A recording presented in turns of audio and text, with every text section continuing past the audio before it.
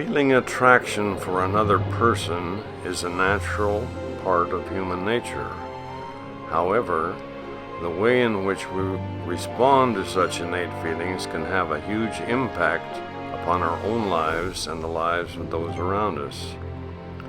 An extreme example is presented in the 250,000 sexual criminals housed in our nation's prisons or monitored by the judicial system. Such individuals have lost the ability to properly control their own behavior. Their psyche, like that of a drug addict, has become enslaved with a desire which they cannot curb or satisfy. These individuals were never taught or refused to learn that all human success is dependent upon a certain balance between pleasure and restraint. Our ancestors used the term virtue when describing that measured balance. A civil person living in a civil society must possess the mindset and the ability to tell himself or herself no in regard to the act of sex. In the lower animal kingdom, each species reproduces their own kind via the process of sexual mating. That mating is set in motion when glands within the mature female secrete sexual hormones, specialized chemicals which induce her acceptance of the male in the act of reproductive coitus. That act, although intense and extremely competitive, is extremely brief in nature, often lasting less than a minute. When it is over, it is over. No further relationship being sought or anticipated. We cannot describe this brief interaction as being love in the human sense of that word. Unlike the lower animals, the human being, if normal, desires a loving relationship which is enduring, lasting a lifetime or perhaps beyond. Unfortunately, a great many of today's marital unions end in bitter divorce, the fruits of which are poverty and distressed children. Why is this the case? The answer lies in the fact that sex and love are not synonyms. The rapist does not love his victim. He may attempt her murder.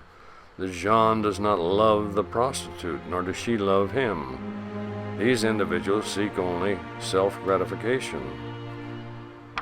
In cases of divorce, some of which are extremely bitter or even deadly, is it not obvious that the individuals involved did not really know one another previous to marriage, and that their union was based upon a temporary sexual attraction which quickly evaporated under the pressures of real life? Wise men have long told us that love, to be enduring, demands a foundation of multiple factors.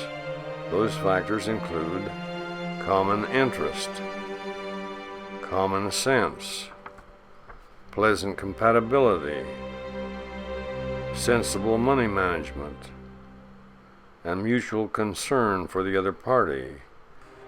In the absence of those qualities, sex alone cannot and will not yield a happy relationship. Neither can a marital relationship happily survive the unfaithful spouse. Pulitzer-winning playwright David Mamet has commented that sexual promiscuity has become a norm in our society. Thousands of individuals reaching a state wherein they are unwilling and unable to form stable marital relationships, their interest lying only in animalistic sexual encounters. These behavioral norms are unhealthy for the individual and society.